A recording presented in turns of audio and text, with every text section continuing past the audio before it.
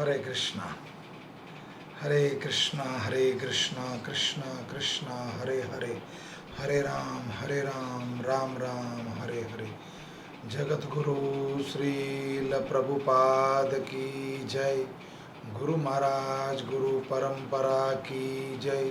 राधा राधिका रमण भगवान की जय। पुरुषोत्तम क्षेत्र जगन्नाथपुरी धाम की जय। जगन्नाथ बलदेव सुभद्रा महारानी की जय। हरे कृष्णा। आध्यात्मिक यात्रा में आप सब लोगों का स्वागत है। प्रातःकालीन भागवत कक्षा में आज 27 जुलाई 2020 जगन्नाथपुरी धाम यात्रा मानसी यात्रा को आज 49 दिन हो चुके हैं और सभी को इस कक्षा में सुबह के प्रातःकालीन कक्षा में सबका स्वागत करते हैं। ओम नमो भगवते वासुदेवाय। ओम नमो भगवते वासुदेवाय। ओम नमो भगवते वासुदेवाय।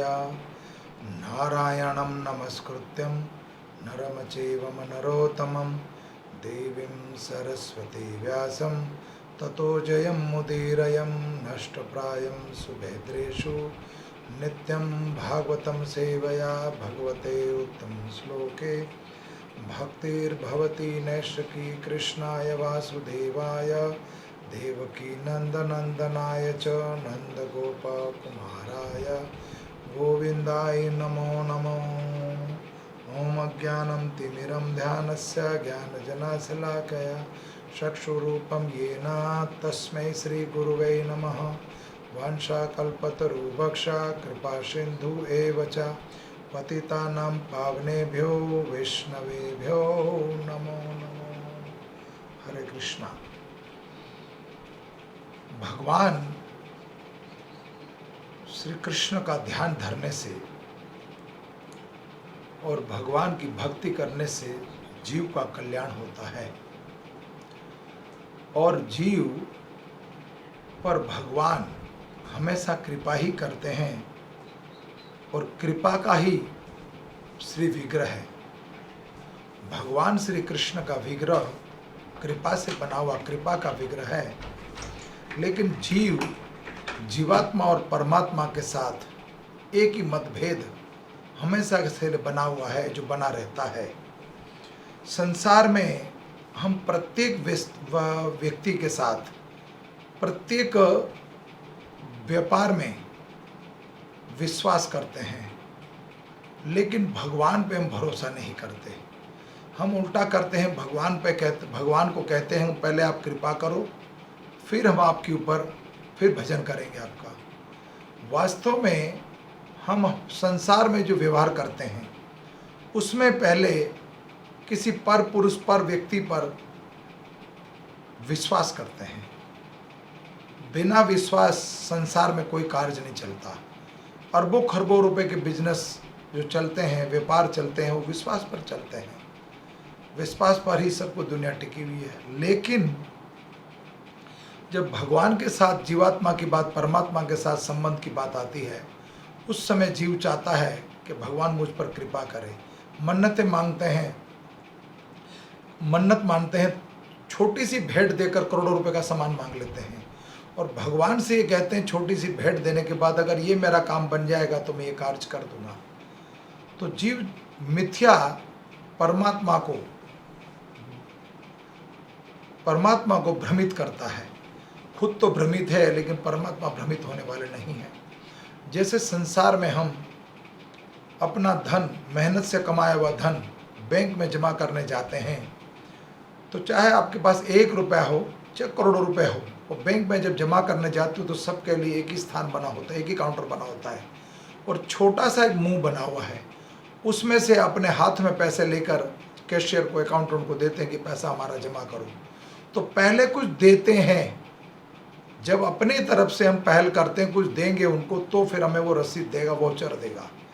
लेकिन यहाँ पर भगवान के साथ झगड़ा इस बात का है, जीव और परमात्मा का, कि पहले आज आप कृपा करो, फिर हम भजन करेंगे, भक्ति करेंगे। अन्यथा हम भजन नहीं करने वाले। तो जीव चाहता है कि उसको लाभ की प्राप्ति, धन की प्राप्ति पहले हो जाए। वो कैसे संभव है? असंभव है वो। तो जब तक गुरु के वचन में निष्ठा नहीं है, विश्वास नहीं है, तब तक ये संभव नहीं है। तब तक ये संभव नहीं है। परमात्मा को प्राप्ति के लिए गुरु जो आपको वचन देता है, मंत्र देता है, जो आपको ज्ञान बताते हैं, उस पर जब तक विश्वास नहीं, तो भगवत प्राप्ति असंभव है। इसलिए मिथ्या अहंकार छोड़कर हम संसार में जो भी व्यवहार करते हैं उसमें तो पहल हम करते हैं। तो पहल हमारी तरफ से होती है। बिजनेस करते हैं तो माल उधार बांटते हैं इत्यादि। अगर यहाँ तक कि आप कोई प्रॉपर्टी खरीदते हो, मिलकत खरीदते हो, तो पहले पैसा पूरा जमा होता है, तब जाके कचहरी में कागज़ बनते हैं। पहले पैसा जमा होता है, उसके बाद वो कागज़ की तैयारी होती है। ठीक उसी तरह डॉक्यूमेंट्स बनते हैं जैसे। तो विश्वास का पात्र, तो भगवान से बड़ा कृपालु और भगवान से बड़ा विश्वास का पात्र कौन हो सकता है? संसार में कोई हो ही नहीं सकता। तो जब तक हमारे जीवन में हम विश्वास नहीं करेंगे तो भक्ति कैसे कर पाएंगे? अरे आप नाई की दुकान पर बैठते हो, नाई की दुकान पे हम बैठते हैं बाल कटवाने के लिए। उस समय नाई के हाथ में उस्तरा होता है। आपको पता है, इतना भरोसा, इतना विश्वास है कि मेरे बाल ही काटेगा, मेरी गर्दन नहीं काटेगा। तो जब उस संसारिक व्यक्ति पे हम भरोसा कर सकते हैं, तो भगवान पे क्यों भरोसा नहीं करते? जब तक हम भगवान पे, भगवान के भक्तों पर, भगवान के भक्तों का बताए हुए मार्ग पर नहीं चलेंगे और उनके ऊपर भरोसा नहीं करेंगे, जब तक हरिनाम संकीर्तन नहीं, जब तक भगवान का नाम सिमरण नहीं करेंगे, तब तक कृपा कैसे करेंगे? साक्षात भगवान कृपा निधि है, कृपालु है, दीन बंधु जगन्नाथ जगतपति है। तो क्यों ना हम भक्तों का संग करके संत शास्त्र और मंदिर, इस भगवत धाम को प्राप्त करने के लिए जो मार्ग बताए उस मार्ग पे चले। अब हम आपको कल बता रहे थे भक्त कवि साल बेग, वो मुसलमान परिवार से थे और जब वो युद्ध में उनका शरीर झरझर हो गया और ठीक नहीं हो रहा था, तब उसकी माता जो है, पिता तो छोड़ के चले गए थे लाल बेग, उसकी माता उनकी सेवा करती थी। तब उसकी माता ने बताया कि मैं तुझे एक उपाय बताती हूँ इस रोग को काटने का। इसका वर्णन आगे सुनते हैं। क्या नहीं कर पाओ, एक उपाय बताती हूँ, तुम कर पाओगे? माता ने बताया साल बेग को कि मैं तुम्हें एक उपाय बताती हूँ, तुम कर पाओगे? तब साल बेग कहता मैं ज़रूर करूँगा। हे माता, आप मुझे वह मार्ग बताओ, मैं वह निश्चित रूप से करूँगा। माता ने कहा, हे पुत्र, तुम नहीं कर पाओगे, तुम्हारा पालन विपरीत कार्य करने से हुआ है। ये सुनकर साल बेग एक का संदेह बढ़ने लगा और उसे अपनी माता के वचन पर बिल्कुल समझ नहीं आ रही थी।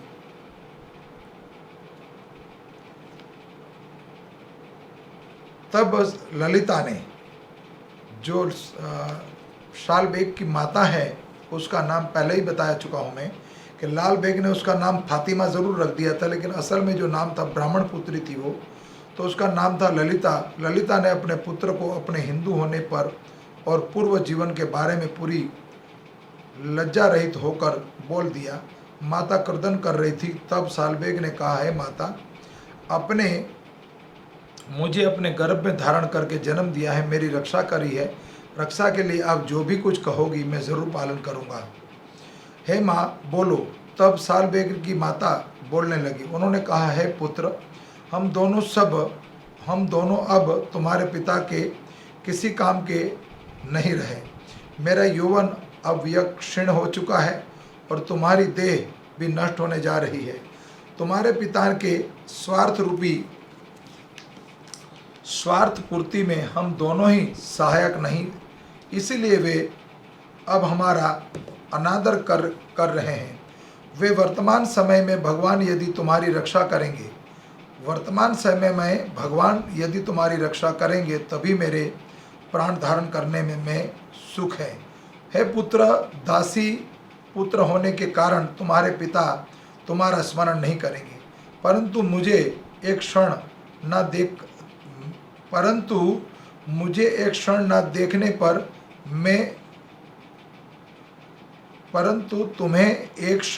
देखने पर मैं एक मुहूर्त भी जीवित नहीं रह सकती। सालबेग की माता बताती है कि मैं तुम्हें देखे बिना एक क्षण भी जीवित नहीं रह सकती हूँ। इसीलिए पिता को तो कोई तुम्हारे ऊपर ऐसा भाव नहीं था, वो तुम्हें छोड़ के चले गए, तो मैं एक मुहूर्त भी नहीं रह पाऊंगी, एक क्षण भी नहीं रह पाऊंगी, मैं जीवित नहीं रह पा सकती। तुम्ही मोर कंठ रत्नमाला, तुम्ही मोर नयन तुला। हे पुत्र, क्या मैं तुम्हारे बिना जीवित रह सकती हूँ? कदापि नहीं। मैं जो कह रही हूँ वो तुम अवश्य ही करो। यदि इसमें तुम ठीक नहीं इससे तुम ठीक नहीं हुए, जो मैं तुम्हें उपाय बता रही हूँ, सालबेग की माता बताती है कि जो मैं तुम्हें उपाय बता रही हूँ, उस उपाय को करने के बाद तुम ठीक नहीं हुए तो तुम्हारे संग में मैं अपने प्राण को भी त्याग दूंगी। तब सालबेग बोले, हे माँ, मैं तुम्हारी वाणी को सत्य करूँगा। अपनी संतान के इस वचन को सुनकर संदेह रहित होकर माता का हृदय तृप्त अवस्था में शीतल हो गया। वृंदावन चंद्र, अब माता सालबेग की माता ललिता कहती है कि उपाय बता रही है। वृंदावन चंद्र भज तिनी ये अश्रिये देवराज, अशेष अशोधि पर भजीले निश्चिंत हबे पार। वे, हे पुत्र, श्री वृंदावन श्री कृष्ण का तुम भजन करो। वृंदावनवासी भगवान का तुम भजन करो। वे सभी देवताओं के राजा या स्वामी हैं। उनके आदेशों का वहन सभी अपने मस्तक पर करते हैं। वे सभी महाअश्वधियों के मूल उद्गम हैं। उनका भजन करने से तुम निश्चिंत रूप से समस्त कष्टों से मुक्त हो जाओगे। इस कष्टमय स्थिति से उबरने की यही एकमात्र हमारे पास उपाय है। ये सुनकर सालबेग ने अपनी माता से कहा, है माता, यही करूँगा, परंतु मैं उनके बारे में कुछ नहीं जानता। वे कहाँ रहते हैं, उनका स्वरूप ध्यान कैसा है, वे कौन से देश के राजा हैं, मैं किस भावना से उसका भजन करूं, यह मुझे समझाओ। लालबेग के घर में आज तक ललिता ने कृष्ण नाम हरिनाम सुना नहीं था। किसी के पास बोलने का समय भी नहीं था, परंतु आज पुत्र ने पास कृष्ण तथा उनकी चर्चा करने का मौका मिल गया। इसीलिए उसका आनंद द्विगुणित हो गया और वह आनंद से मंदमग्न होकर हास्य करते हुए बोली, हे पुत्र, एक के बाद एक बोलूँगी, तुम इसे एकाग्रह से सुनो। वृंदावन चंद्र श्री कृष्ण की माता पिता का नाम है और नंद महाराज है उनके पिता का नाम। माता यशोदा तथा प्रियतम श्रीमती राधा रानी और कृष्ण किशोरी हैं। भगवान कृष्ण वृंदावन के राजा हैं। वह उनके अनेकों भक्त हैं। वे अत्यंत सुंदर है, जो मन को भी तुरंत आकर्षित करते हैं। अहो, मैंने उनके मस्तक पर कोशीराज है एवं मयूर पुष्प का चूड़ा वह धारण करते हैं। अब भगवान का रूप रंग बता रहे हैं। उनकी माता जो ललिता है अपने पुत्र सालबेग को भगवान का स्वरूप बता रही है कि भगवान का स्वरूप कैसा होता है और भगवान क्या धारण करते हैं, वस्त्र क्या, मुगट कैसा, बांसुरी कैसी, गोरचना तिलक कर्ण में, मोर मुकुट नासिका में। अब वर्णन कर रही है माता के उसका रूप स्वरूप कैसे है, तो बता दिया गोरचना तिलक, कर्ण में मरकर कुंडल, नासिका में मनोहर गुममुक्ता सुंदर दंता वाली, अधरों पर मधुर हास्य, शंख समान चरित त्रिरेखा युक्त ग्रीवा कले, गले में वैजयंती माला, वक्षस्थल पर श्री वक्ष चिन्ह है, माता लक्ष्मी का चिन्ह है। शवुलित बाहुयुगल पीताम्बर धारण करते हैं। चरणों में नूपुर धारण करते हैं। चरण तलवों में ध्वज ब्रजादि चिन्ह एवं त्रिभंग ललिता मुद्रा का इस स्वरूप को आंखों के बंद करके हे पुत्र ध्यान करो। माता ललिता अपने पुत्र को भगवान का ध्यान करने की विधि बता रही है कि कैसे ध्यान होगा। अब माता ललिता ने बोला कि अब तुम ध्यान धरो। देव ऋषि महर्षि साधु सज्जन सर्वदा इसी स्वरूप का चिंतन करते हैं। पुत्र तुम भी शुद्ध भावना से चिंतन करो, उन्हीं की कृपा से शक्ति से सभी कष्टमय यातना से दूर हो जाओगे। तब साल्वेग ने अपनी माता की जिज्ञासा की है। माता तुम्हारे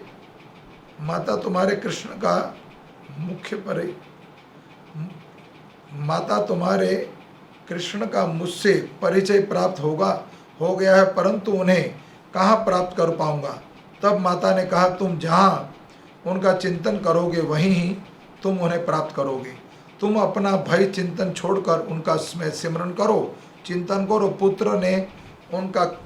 पुत्र ने कहा, कितने दिनों तक के साक्षात्कार हो जाएगा, प्राप्त कर पाऊंगा? कितने दिनों में उसे इस कष्ट से मुक्ति प्राप्त कर लूँगा? यह सुनकर माता ने कहा, कृष्ण भजन का मूल है विश्वास। थोड़ी देर पहले हमने ही बोला, अभी इस कथा के प्रारंभ में, कि भगवत कृपा पर विश्वास रखिए। अब उनकी माता बोल रही है, कितने दिन में नहीं, तो भगवान पे भरोसा करो, मात्र भजन करो, निस्वार्थ भजन करना चाहिए। तो ललिता कहती, विश्वास रखो, विश्वास कर ले कृष्ण पावे, विश्वास के द्वारा ही कृष्ण को प्राप्त कर पाओगे। तुम सभी संदेशों को मनोरथ हृदय में हटाकर अपने हृदय में श्री विश्वास धारण करो और उनका भजन करो, आरंभ करो और 12 दिनों में उसकी कृपा हो जाएगी और तुम्हें कृपा प्राप्त हो पाएगी। तब साल्वेग ने कहा, अच्छा माता, मैं आपके वचनों का पालन जरूर करूंगा। वर्तमान में अपने दोनों चक्षुओं को बंद करके कृष्ण के अतिरिक्त किसी का भी चिंतन मैं नहीं कर रहा हूँ। यदि मैं उनको देख नहीं पाया तब ये चक्षु हमेशा के लिए मैं बंद हो जाएगी। परंतु एक जिज्ञासा है, क्या कृष्ण के रूप का दर्शन करने के लिए कोई मंत्र है? यह सुनकर माता गदगद हो गई एवं उन्होंने कहा, हरे कृष्णा कृष्णा कृष्णा हरे हरे, हरे राम राम राम हरे हरे। हरे कृष्ण महामंत्र का उच्चारण ही प्रमुख साधन है। तुम यह हरे कृष्ण महामंत्र उच्चारण के माध्यम से उन्हें प्राप्त पुकारोगे और उनका नाम बड़ा ही बलवान है। वे निश्चय ही ये आगमन करेंगे। माता के द्वारा श्रवण करके कृष्ण कृष्ण के कहते हुए साल्वेग उठ गए और नाम ही महिमा का अपार है, उसका बारंबार उच्चारण करने से उनके बार बार जप करने का मन करता है। नाम जप की शक्ति से साल्वेग की ब्रह्म ज्ञान पूर्ण विलुप्त हो गई।